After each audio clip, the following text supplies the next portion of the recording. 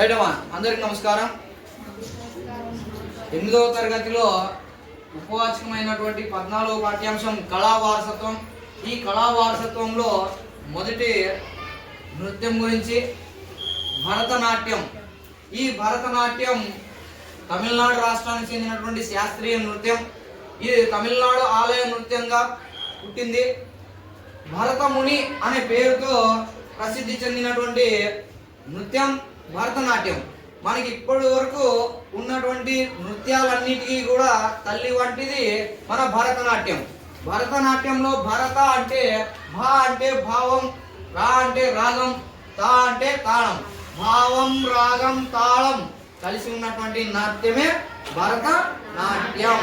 ఈ భరతనాట్యానికి సంబంధించినది మన విద్యార్థి వేషధారణలో వచ్చింది.